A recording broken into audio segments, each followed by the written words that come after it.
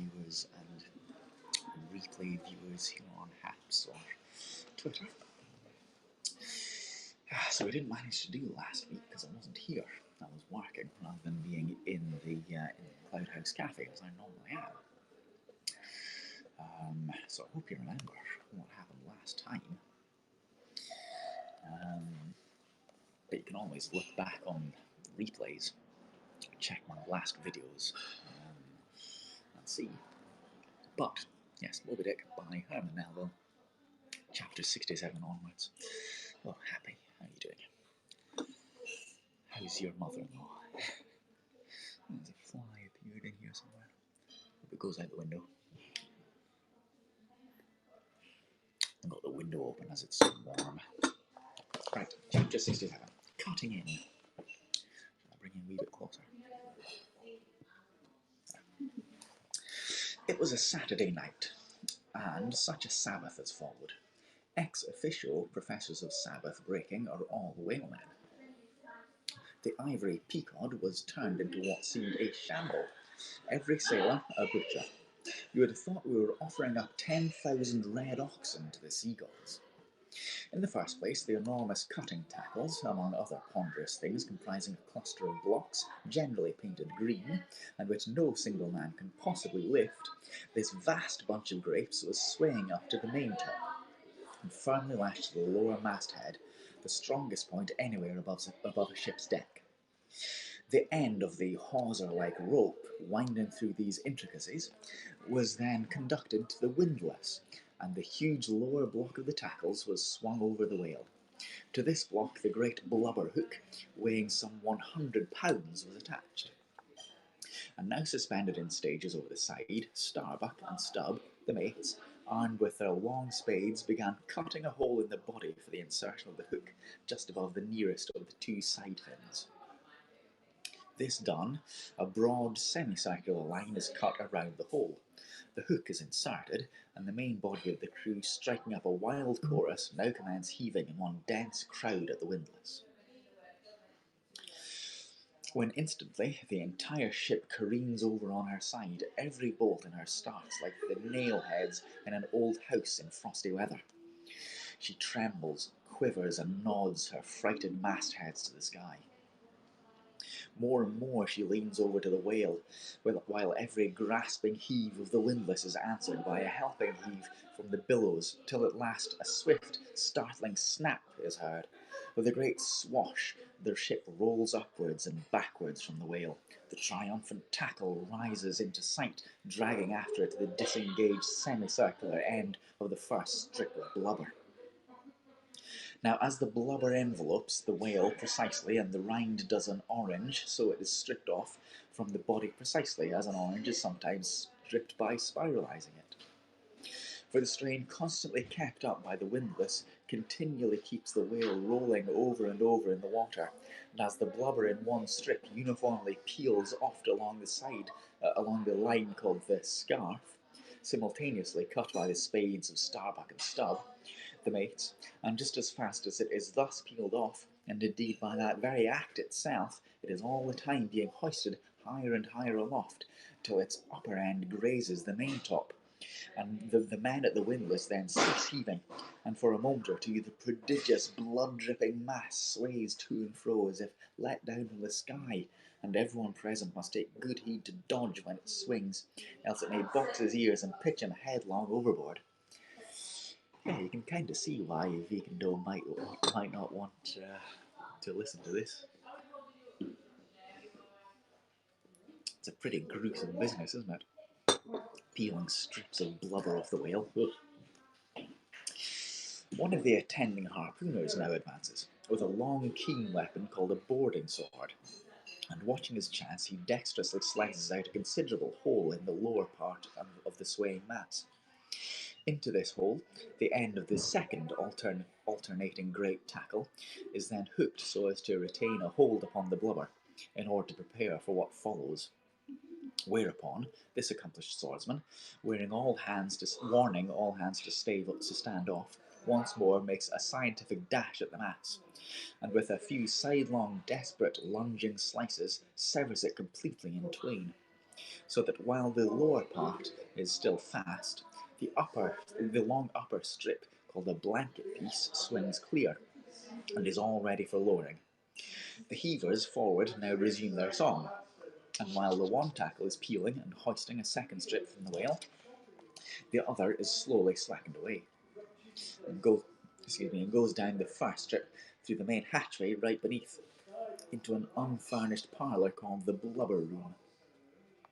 Into this twilight apartment sundry nimble hands keep coiling away the long blanket piece as if it were a great live mass of plaited serpents. And thus the work proceeds, the two tackles hoisting and lowering simultaneously, both whale and windlass heaving, the heavers singing, the blubber room gentlemen coiling, the mates scarfing, the ship straining, and all hands swearing occasionally by way of assuaging the general friction. It's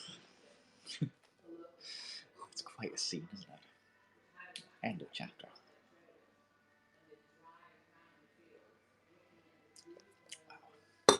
Nice.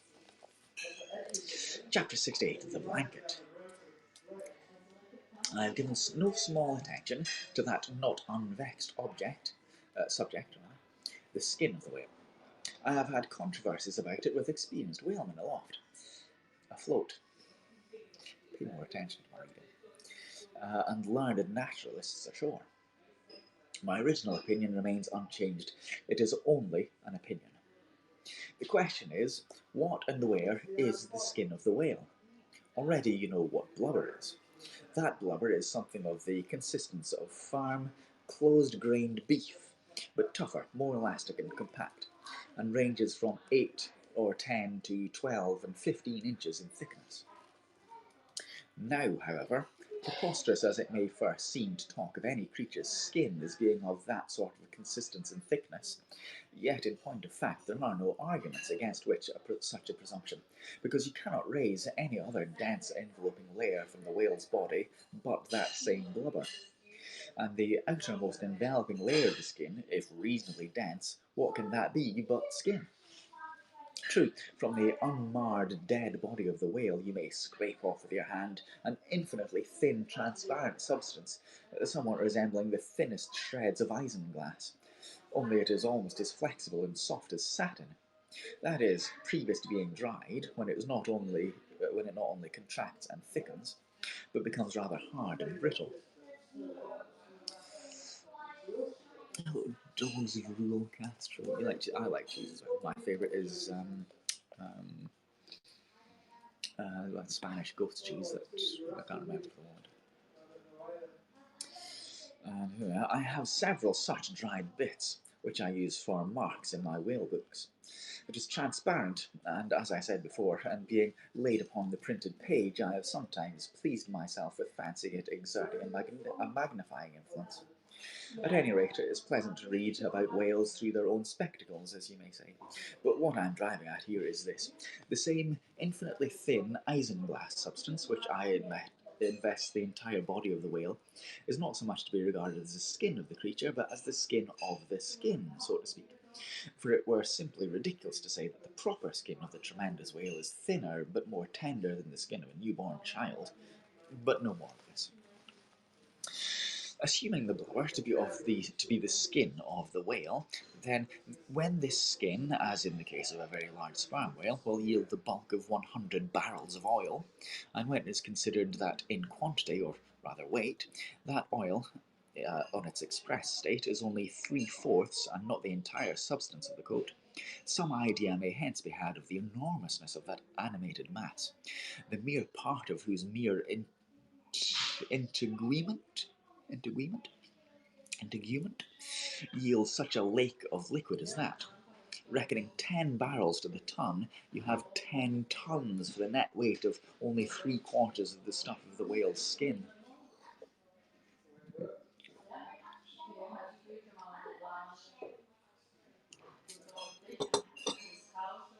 In life, the visible surface of the sperm whale is not the least among the many marvels he presents. Almost invariably, it is all over obliquely crossed and recrossed with numberless straight marks in thick array, something like those of the finest Italian line engravings. But these marks do not seem to be impressed upon the isinglass substance above mentioned, but seem to be seen through it, as if they were engraved upon the body itself. Nor is this all. In some instances, to the quick observant eye, those linear marks, as in a veritable engraving, but afford the ground for far other delineations. These are hieroglyphical, that is, if you call those mysterious ciphers on the walls of pyramids hieroglyphs. Then that is the proper word to use of the present connection. By my retentive memory of the hieroglyphics upon one sperm whale in particular, I was much struck with a plate representing the old Indian characters chiselled on the famous hieroglyphic palisades on the bank of the upper Mississippi. Like those mystic rocks too, the mystic marked whale remains indecipherable. This allusion to the Indian rocks reminds me of another thing. Besides all other phenomena which the exterior of the sperm whale presents, he not seldom displays the back, and more specifically his flanks, effaced in great part of the regular linear appearance, by reason of numerous rude scratches, altogether of an irregular random aspect. I should say that those New England rocks on the seacoast which Agassiz imagines to bear the marks of violent scraping contact with vast floating icebergs, I should say that those rocks must not a little resemble the sperm whale in this particular. It also seems to me that such scratches in the whale are probably made by hostile contact with other whales, hello Moby Dick, for I have most regarded them in the large, full-grown bulls of the species. A word or two more concerning this matter of the skin or blubber of the whale. It has already been said that it is stripped from him in long pieces called blanket pieces. Like most sea terms, this one is very happy and significant, for the whale is indeed wrapped up in his blubber as a real blanket, or counterpane, or better still, an Indian poncho slipped over his head and skirting his extremity. It is by reason of this cosy blanketing of his body that the whale is enabled to keep himself comfortable in all weathers, in all seas, times, and tides. What would become of a Greenland whale, say, in those shuddering icy seas of the north, if unsupplied with his cosy surtout? True, other fish are found exceedingly brisk in these Hyperborean waters, but these, be it observed, are your cold-blooded, lungless fish, whose very bellies are refrigerators, creatures that warm themselves under the lee of an iceberg, as a traveller in winter would bask before an inn fire, whereas, like man, the whale has lungs and warm blood. Freeze his blood, and he dies. How wonderful it is, then, except after explanation, that this great monster, to whom corporeal warmth is as indispensable as it is to man, how wonderful that he should be found at home, immersed to his lips for life in those Arctic waters, where when seamen fall overboard they are sometimes found months afterwards perpendicularly frozen into the hearts of fields of ice, as a fly is found glued in amber. But more surprising it is to know, as has been proved by experiment, that the blood of a polar whale is warmer than that of a Borneo negro in summer. Again, I apologise for the language, but there you go. It does seem to me that herein we see the rare virtue of a strong individual vitality, and the rare virtue of thick walls, or the rare virtue of interior spaciousness. O man, admire and model thyself after the whale. Do thou, too, remain warm among ice. Do thou, too, live in this world without being of it. Be cool at the equator. Keep thy blood fluid at the pole. Like the great dome of St. Peter's, and like the great whale, retain, O man, in all seasons, a temperature of thine own. But how easy and how hopeless to teach those fine things of erections. How few are domes like St. Peter's, of creatures how few vast as the whale. I think we can have another chapter. We can go up to 69.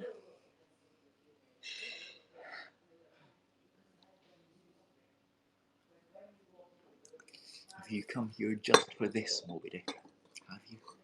Have you appeared, surfaced out of the great, what was the word? The great Hyperborean waters or of Happerbury waters, you might say, surfaced just to come and see me. Right, chapter 69, the funeral. So this is presumably the funeral for the whale's corpse. Haul in the chains, let the carcass go astern. Is that big flags? Let the carcass go astern. The vast tackles have now done their duty. The peeled white body of the beheaded whale flashes like a marble sepulchre. Though changed in hue, it has not perceptibly lost anything in bulk. It is still colossal. Slowly it floats more and more away, the water round it torn and splashed by the insatiate sharks, and the air above vexed with rapacious flights of screaming fowls, whose beaks are like so many insulting poniards in a whale. The vast white headless phantom floats farther and farther from the ship, and every rod that it so floats, what seems square roods of sharks and cubic roods of fowls augment the murderous din. For hours and hours from that almost stationary ship that hideous sight is seen. Beneath the unclouded and mild azure sky, upon the fair face of the pleasant sea, wafted by the joyous breezes, that great mass of death floats on, till lost in infinite perspectives. Wow, what a paragraph that is. That's a beautiful, amazing paragraph.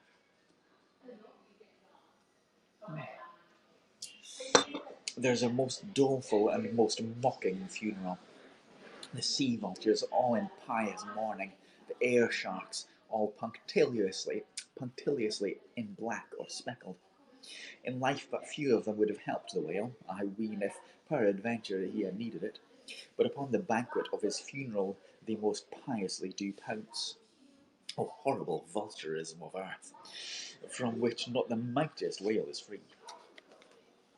Nor is this the end.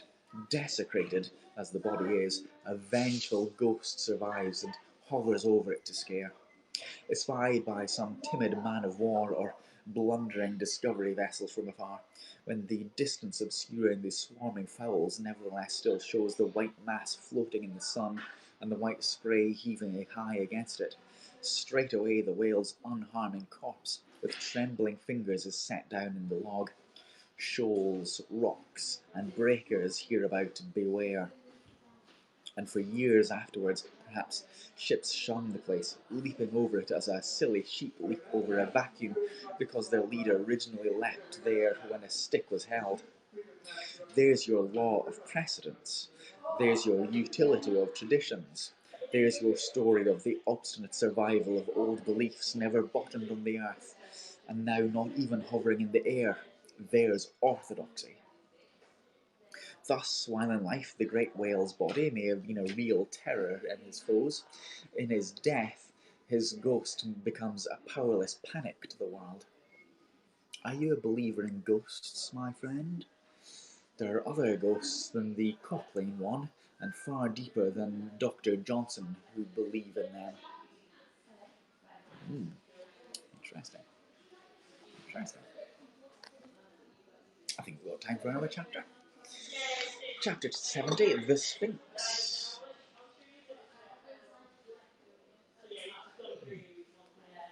That's nice. It's a little bit more creamy than usual. Chapter 70, the Sphinx. It should not have been omitted that previous to completely stripping the body of the Leviathan, he was beheaded. Now, the beheading of the sperm whale is a scientific anatomical feat, upon which experienced whale surgeons very much pride themselves, and not without reason. Consider that the whale has nothing that can properly be called a neck. On the contrary, where his head and body seem to join, there in that very place is the thickest part of him. Remember also that the surgeon must operate from above, some 8 or 10 feet intervening between him and his subject. And that subject almost hidden in a discoloured, rolling, and oftentimes tumultuous and bursting sea. Bear in mind, too, that under those untoward circumstances he has to cut many feet deep into the flesh, and in that subterraneous manner, without so much as getting one single peep over the ever-contracting gash that made. He must skillfully steer clear of all adjacent, interdicted parts, and exactly divide the spine at a critical point hard by its insertion into the skull. Do you not marvel, then, at Stubbs' boast that he demanded but 10 minutes to behead a sperm whale? When first severed, the head is dropped astern and held there by a cable till the body is stripped. That done, if it belonged to a small whale, it is hoisted on deck to be deliberately disposed of.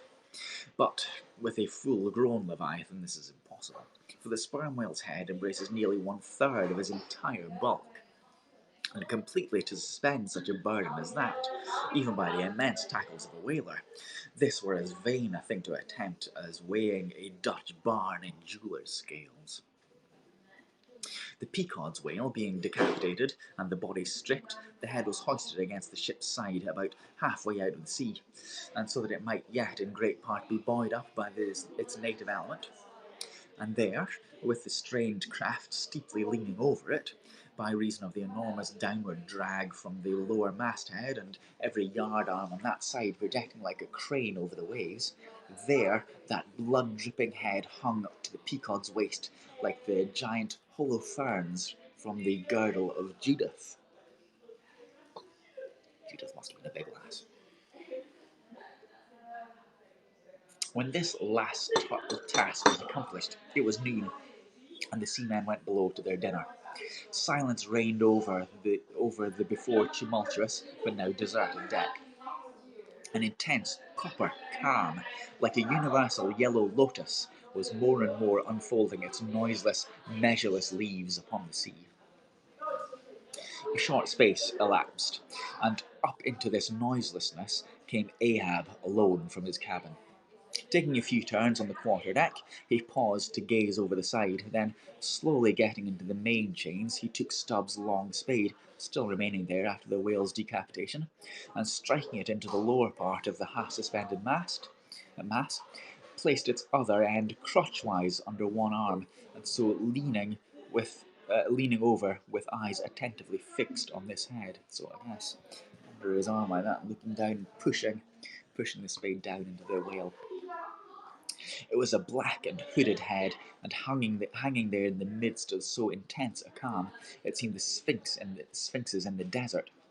"Speak, thou vast and venerable head," muttered Ahab, "which, though ungarnished with a beard, yet here and there lookest hoary with mosses. Speak, mighty head, and tell us the secret thing that is in thee. Of all divers, thou hast dived the deepest. That head upon which the upper sun now gleams has moved amid the world's foundations, where unrecorded names and navies rust, and untold hopes and anchors rot, where in our murderous hold this frigate earth is ballasted with bones of millions of the drowned. There in that awful waterland, there was thy most familiar home. Thou hast been where belle or diver never went, hast slept by many a sailor's side where sleepless mothers would give their lives to lay them down. Thou sawest the locked lovers when, leaping from their flaming ship, heart to heart they sank beneath the exulting wave, true to each other when heaven seemed false to them. Thou sawest the murdered mate when, tossed by pirates from the midnight deck, for hours he fell into the deeper midnight of the insatiate maw, and his murderers still sailed on unharmed, while swift lightnings shifted the neighbouring ship that would have borne a righteous husband to outstretched longing arms. O head, thou hast seen enough to split the planets and made an infidel of Abraham, and not one syllable is thine. "Sail ho!" cried a triumphant voice from the mainmast-head. "Aye, well now, that's cheering," cried Ahab, suddenly erecting himself, while whole thunderclouds swept aside from his brow. "That lively cry upon this deadly calm might almost convert a better man. Where away?" "There points the starboard bow, sir, and bringing down her breeze to us." "Better and better, man. Would now St. Paul would come along that way, and to my breezelessness bring his breeze. O nature, O soul of man, how far beyond all utterance are your linked analogies! Not that smallest atom stirs on lives or matter, but it is cunning duplicate in mind. Interesting. In the chapter, I wonder who's arriving. There you go, end of chapter 70. Thank you for subscribing. Very kind of you. So we read Moby Dick in the lovely Cloud House Cafe here every Thursday afternoon when I'm here. And I'm really enjoying it. Still enjoying it. It's such a good book, so well written. Some of these chapters are so interesting, so exciting. You know, it's so well written. I notice it makes use of the rule of three a lot. You know, this thing and that thing. Yeah, he does that quite a bit, which is a useful bit of writing. It keeps things moving along. So it's a long book, but it doesn't feel like it to me, to be honest. It doesn't feel long at all. So anyway, talking of reading books, though, we should be starting in a few weeks. Should be starting a new book club where we all read a book together over, say, 2 weeks or a month, and then we discuss it at the end of that period. And that way I'll be able to read books which are in copyright, unlike Moby Dick, which is out of copyright because it's written by Melville, who died more than 75 years ago. So I'll be able to review and discuss books that are new or in copyright in this book club. So we'll start doing that maybe this weekend. We'll see.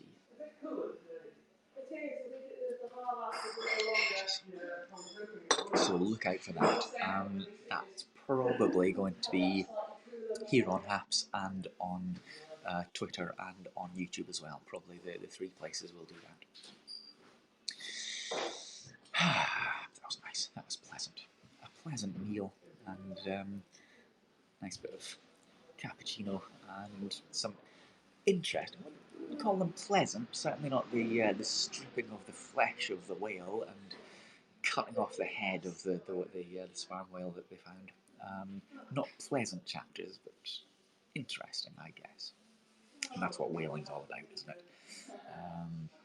Cutting up a whale and stripping off its blubber. Unpleasant, but that's what it's all about. Still no Moby Dick, though. So we are this far into the book. This far in. Still no Moby Dick yet. But here comes a ship. I wonder if the ship has seen Moby Dick. I wonder. Anyway, thank you for watching, as ever. Thanks for watching. Thanks for listening to me read it.